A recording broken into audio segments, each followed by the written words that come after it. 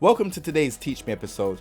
We have YOSHIMITSU today, and I decided that we need to get someone that really dominated with this character in Tekken 7 lifespan. And the one person that brings to mind the most is Kaneandtrench. He is possibly the UK's best player. He's beaten the strongest, he's beaten the best in the world. You know, he's beaten me before. So I want to know the season 4 changes. So remember to subscribe, smash that like button, and if you're watching this, I want to hear your views. Leave a comment. Let's get into it. YOSHIMITSU. Right, so on today's Teach Me episode, we have EU's finest Tekken player. You know, he's been tearing it through Tekken 7 all throughout the whole Season 1, Season 2. Obviously, Season 3 have been in COVID, but, you know, he is an excellent YOSHIMITSU player. Probably the most patient and punished person I've seen. Kaneandtrench. So he's going to teach me through Tekken 7 Season 4 of YOSHIMITSU stuff. So, yeah, let me know, man. What's the changes? Yo guys, what's up? I've been doing good. So yeah, Yoshi got quite a few changes in Season 4. Pretty much all of them have been buffs, once again. Like, he's not really been nerfed, and I feel like that's the way I need to go with him. So to start off with, we're going to start off with his Kincho Stance stuff, because I think the Kincho Stance was what was the main focus of this change. So we're going to go from top to bottom on the changes. So the first one is Kincho 1-1. So to get into Kincho, first of all, it's one of his main stances. To get into Kincho, it's 1+2, where he will start drawing his second sword. And then from there, he has a variety of options. So to start with, 1-1 was his mid string, 2 hits. Now, before, even in Tag 2, that move only used to combo consecutively on counter hit, but now they've changed it, so now it hits on regular hit. So now this move's actually useful, because before it was pretty bad. It's +7 on hit, forces crouch, so it's pretty much his way to enforce pressure. So obviously, since it's +7 force crouch, they won't be able to like step his down forward 1 to the correct side or anything like that. So, but saying that, it does come with a bit of risk, because if you do it from like a certain range, there will be times where when they block the first hit, the follow-up hits will whiff and you can get punished. So ideally, you want to be using this move as close as possible, especially since you're going to see it getting used a lot more now, since it's a natural combo. Nice. And to be honest, he needed a solid mid tool for pressure, because the only other mids he had were launchers through Kin 2 and Kin back to 1. Okay. So moving on to the new move he got for Season 4, Kin forward 1. Now, I've been saying for a long time that Yoshi needed a new low of sorts that just did chunky damage and had, like, you know, a fair amount of risk to it as well.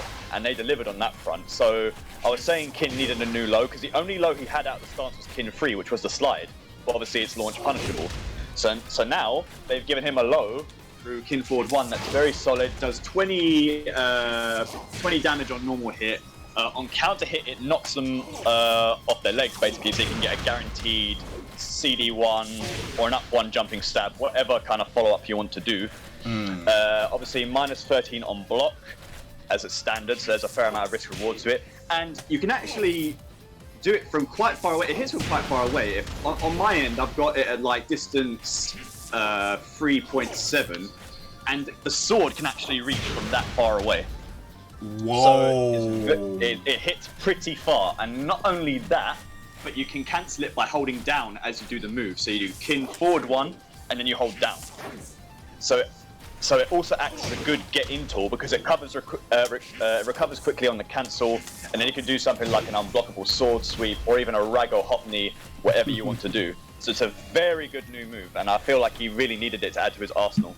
Because now it's going to make people want to duck more, because that was the main problem the stance never had. Like, people didn't have a reason to duck, because he only had the slides, and that was way too risky. So now people are going to duck more, and then he can do something like Kin back to 1, which is obviously his natural combo 2-hit launching string. It's very, very, very threatening. I really like the new move.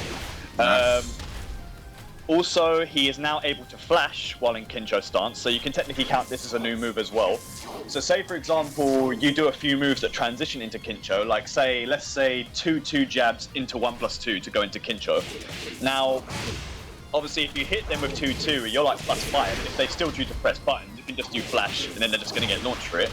And even then you could do something like 2-2 on block, and if they're late with their jab or anything they want to try and interrupt, you can just press flash while in Kincho Stance, and they're going to get launched. So I think it's really sneaky if you want to like do any moves at transition, and if they press buttons at the wrong time, it's just going to be a cheeky launch there and then.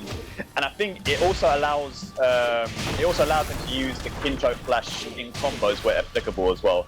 So I think that's a really sneaky tool for mix-ups.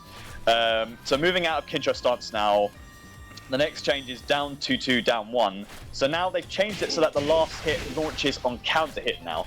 I think this is a decent change because there are occasions where the opponent likes to press buttons after down 2-2. So now instead of doing a hard knockdown, it gives a full combo. So it gives it a bit more utility.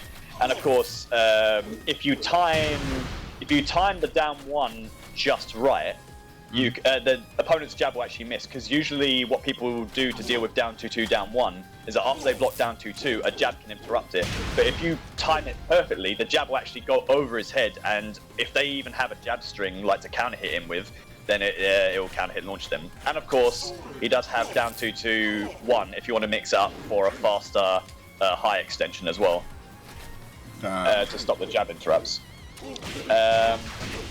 So after that, there was a change with Flea Stance, which to get into Flea was down 1+2, and that afterwards you press up forward to jump with it. And the change was that it's prevented it so that low attacks can't hit him, because there were some situations where for some reason, even though he was jumping in that stance, people's low attacks could hit him, but obviously his sword is on the floor, so usually that shouldn't be able to happen. So now they fixed that problem. Nice. Hold on a sec. Oh, I just lost the lost the change thing here. 1 sec. So next thing is down back 1. Now this is an interesting change. So down back 1 is part of a 2-hit string, which is down back 1-1, which is a natural combo, mid safe, obviously at -9, so it gives up his turn. But they changed the first hit now, so that if the first hit hits on counter hit, the frame advantage has changed to +7 from neutral. And what this means now is that he gets a guaranteed flash off down back 1 counter hit. I did not know that. I did not know that. If you key charge and then do flash afterwards, it's a combo. But saying that, it's not as cheap as people might think, because first of all, it is slow on startup, and second of all, if you do down back 1 by itself, it's launch punishable. So it's a mind game. So the opponent has to think about, is Yoshi going to go for the first hit, or is he going to go for the second hit? Because if they press buttons and he's going for the second hit, they're going to get hit. Simple as that. And at the same time as well, because it's a slow startup, you know, whether it's going to counter hit the opponent or not is very situational. It all depends on when they press buttons. But if he does get it, that's some meaty damage, because he's never really gotten flash guaranteed of anything like except up forward 2, which that got patched out. So it's pretty damn crazy. And obviously they've reduced the pushback to make it easier to land the flash as well. Next change is the slap you silly, aka back 1-1-1-1-1. Now, they changed the damage values on this, so obviously it's to be more consistent with his combo damage for any combos that involve back 1 carry to the wall. Yeah. But there is one significant change with this buff that some people may not be aware of. So this won't work with Yoshi in a mirror match, but if you catch anybody doing an armor move or a rage art while he's in the middle of this animation, because back 1 has crazy stupid recovery, what Yoshi can do is that if he catches someone's power crush and does 5 out of 6 spins so he doesn't go dizzy, after the 5th punch, you can do something like a spin evade. It will make their power crush miss, meaning they take all that buffed damage, and then they'll have a whiffed power crush, and then you can launch them for a full combo. And because they've changed the damage values of Slap You City, it basically means you're doing an easy 70% damage. Obviously, it's another situational thing, but if you manage to pull that off, the person's more or less dead during that round. So you don't want to be caught doing a power crush when he's in the middle of this, because it recovers stupidly fast. That is mad. This is all the gems I didn't realize about this character. Yeah, just obviously when you're mashing the back 1-1, just make sure you don't do it a 6th time, because otherwise he will be dizzy and then you're just going to get floated and then you'll die for it. They've also changed the recovery time for his back 3 or back 4 spins. They've shortened it by 2 frames, so now it gives him a bit more leeway to try and punish people for whiffing attacks whenever he uses the spin evade to force them to whiff. So that's good. It gives him a bit more opportunity to launch them or anything else that you want to do. Up forward 1, which is his budget orbital, they've changed the frame advantage when blocked from -6 to -4. This is good because it gives him a bit more opportunity to move around a bit more, get away with it. Because before, up forward 1, sorry. Up forward 1, when it was blocked before, didn't really have any block stun. But now you can see now when the other Yoshi blocks it, there's a tiny bit of block stun now. So it gives him a bit more opportunity to just move around a bit more and obviously press a bit more buttons more if the opponent's being very defensive. And of course, as you already know, it also can hit launches as well. So I think it's a stronger tool now in Season 4. Forward 2 during hit from front 2. They've changed the damage, so they buffed it by 5 damage. This is where he slices through the opponent when you time the button press right. In my opinion, this doesn't really count as a change because, as everyone knows, when Season 4 was put out, they added an extra 5 points of damage. So as far as I'm concerned, they've just basically like made the damage the same in a way. So the damage doesn't really change on this move. And as a side note, whenever you do connect that move and he slices through the opponent, if it's against big characters, his back turn down back 1 will always be guaranteed. So just keep that in mind whenever you're playing Yoshi and you come across players that play big characters like Jack, Marduk and all that. Oh, okay, nice. Next is Crouch Dash 2, which is his tail spin. This move is really good because it's not a homing move, but its tracking is so good to the point that you could consider it homing. They've changed the minus frames from -14 to -13, so now he's no longer at risk of being launched whenever he throws this move out, because this move is a launch on counter hit. But in my personal experience, I never really got punished for the full 14 frames, so at worst you'll just probably get jab punished for it. But either way, it's a good change because the risk of being launched is gone. It's changed the frame advantage on hit it's upped it by an additional frame, so he has a little bit more frame advantage when it hits now, so he can force pressure more easily. And it's shortened the recovery time after the move counter hit launches by 1 frame. This is very good because I feel like in the past, when Crouch Dash 2 counter hit launched, because of the recovery afterwards, it felt finicky to kind of follow up, because obviously it sends them flying a bit far away. So now it's easier to run in and get a down forward 1 pickup or whatever else it is you want to do. So obviously, I think that move's a lot better now, and you have obviously more opportunity to throw it out more. While Rising 2, they fixed an issue where the timing the opponent's attack to come hit in the back was early. I think what this means is that whenever he did while standing 2, sometimes there'll be occasions where someone actually hit his back before his back was actually supposed to be turned. So that's an issue that they fixed. 2+3, they've shortened the recovery time by 3 frames, and 2+3 is where he puts the sword away. Personally, I don't visually see a change, but I guess as long as he's putting his sword away without risk of getting punished for it, that's always a good thing. Moving on to Muto no Kiwami, which is the no sword stance. They've changed the frame advantage when no sword stance flash is blocked from -16 to -15, which I think is fair because his regular flash was -15 on block anyway, so they've kind of lined up the no sword stance flash to be the same thing, even though it's obviously got a slightly more range than the regular flash as he's pulling the sword out when he does it. And Muto no Kiwami 2+3, again, it's when he brings the sword back out. They've shortened the recovery time on that as well. And speaking of Muto no Kiwami, just a side note as well, in regards to the new move, Kincho Forward 1, he can do that without his sword as well. Obviously, he loses the range from his sword, but he can mix up with a mid, which is a no sword stance exclusive mid in Kincho, which is Kincho 1, while his sword is put away, which is like a mid swipe that knocks him on the floor. Oh, that's actually sick.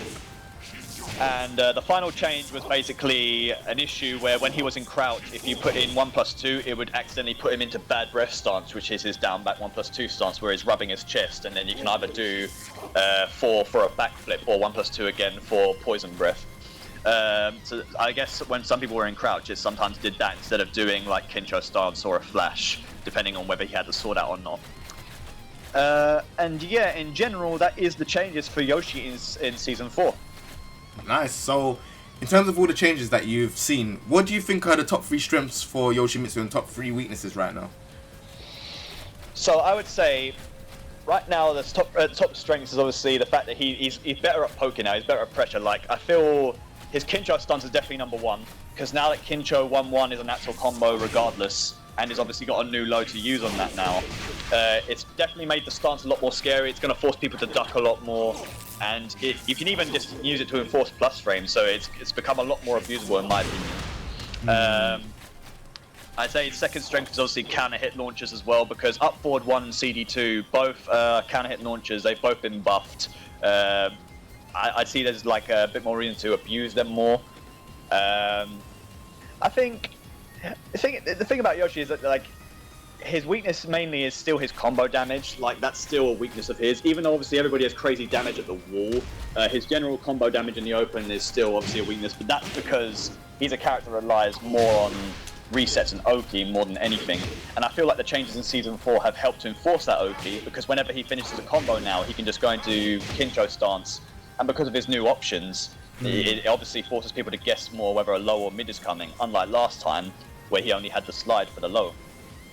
And then another weakness is that he still has a few problems and bugs that haven't really been fixed. Like there have been times where stuff like down forward 1-4, the second hit would whiff, even though it's meant to be a punish.